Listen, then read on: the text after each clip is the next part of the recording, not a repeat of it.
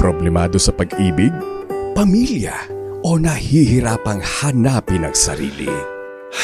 Huwag mag-atubili dahil may nakikinig sa'yo. Love Me, Kathy G. This love letter is from Feli. Dear Kathy G, magandang tanghali po sa inyong lahat at sa lahat ng tagapakinig ng inyong programa. Nitong mga nakaraang araw, halos sunod-sunod ang mga kwentong napapakinggan ko tungkol sa unhealthy relationships, panloloko, hiwalayan at third party. Habang nakikinig ako, hindi ko maiwasang mapaisip, Kathy G. Parang kwento ko rin pala ang naririnig ko. Ako nga pala si Feli, I'm 25 years old at sa murang edad ko, hindi ko akalaing mapapasulat na rin ako sa inyong programa. Hindi ko nga alam kung matatawag ko ba itong love story or isa na lang itong kwento ng isang babaeng paulit-ulit na nasaktan. Kayo na lang po ang humusga. Noong nagsisimula ng taong 2026, dumating si Rob sa buhay ko, Kathy G. Siya ang lalaking nagpaniwala sa akin na baka ito na ang tamang pag-ibig na matagal ko nang hinihintay. Masaya sana ang simula pero hindi pa man nagtatagal ang relasyon namin. May isang babae ang biglang nag-message sa akin.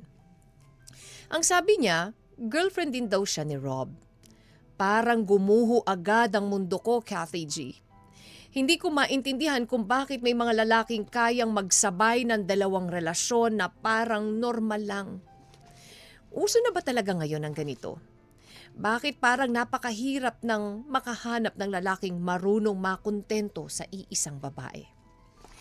Alam kong mali ang naging desisyon ko pero dahil mahal ko siya, pinatawad ko siya sa unang pagkakataon, Kathy. Sabi niya, nagkamali lang siya. Sabi niya, babawi siya. At higit sa lahat, nangako siyang ako lang ang magiging babae sa buhay niya. Naniwala ako, Kathy G. Pinili kong magtiwala ulit. Sa mga sumunod na linggo, ginawa naman niya ang lahat para maibalik ang tiwala ko. Sweet, maalaga, laging present. Akala ko unti-unti na talagang magbabago ang lahat. Pero isang gabi, sinabi ko sa kanya na lalabas lang ako sandali para bumili. Pagbalik ko, hindi na niya alam na nakapasok na ako ng bahay. Nakita ko siyang nakatalikod sa pinto at dali-dali niyang isinara ang isang application na nakalock sa cellphone niya. Hindi ko alam kung bakit pero kutob ko agad, Kathy G. Kinutuban ako agad at paglapit ko, nakita ko ang pangalan ng babaeng minsan na naming pinag-awayan. Siya pa rin. Magkausap pa rin pala sila, Kathy G. Parang may sumaksak sa puso ko ng mga oras na yon. Sinubukan kong kunin ang cellphone niya para makita ang laman ng usapan nila pero instead na ipakita ang katotohanan, mahigpit niyang hinawakan ang cellphone niya, Kathy G, na parang mas mahalaga pa yon kesa sa nararamdaman ko.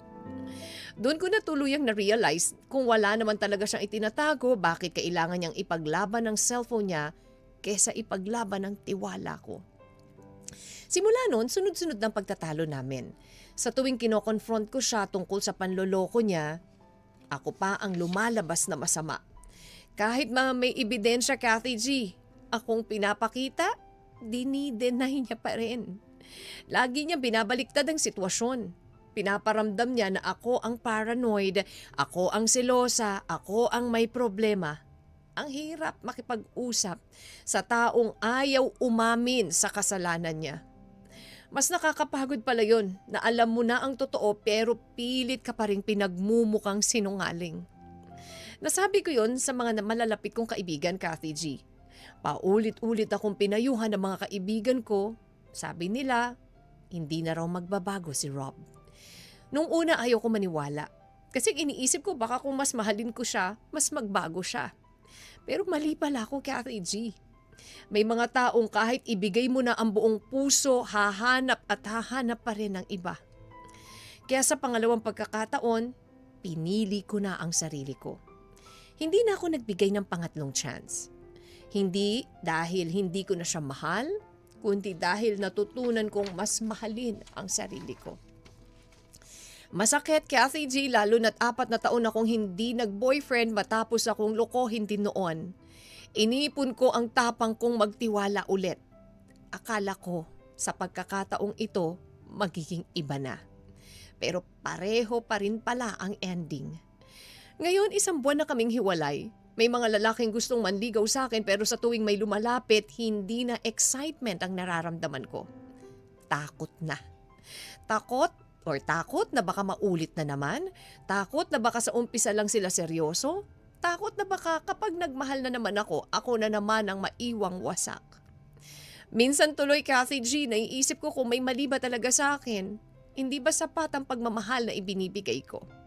O sadyang may mga taong kahit gawin mo ang lahat, pipiliin ka pa rin nilang lokohin. Kathy G, gusto ko pang maniwala na may taong kayang magmahal ng tapat.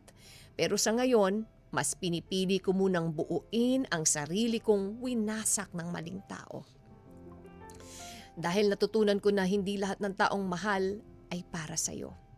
At hindi lahat ng taong iniwan ka ay kawalan mo. Meron lang akong pangamba, Kathy G.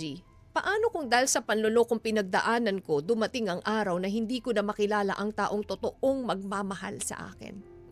Paano kung ang lalaking para talaga sa akin ay siya namang itinaboy ko dahil sa sobrang takot kong masaktan muli? Baka magkamali na naman ako, Kathy G. Sana po ay matulungan niyo ako. Hanggang dito na lamang ang aking liham at maraming salamat po sa oras at pagkakataon. Lubos na gumagalang at patuloy na umaasa. Again, maraming salamat sa inyong programa, Kathy G.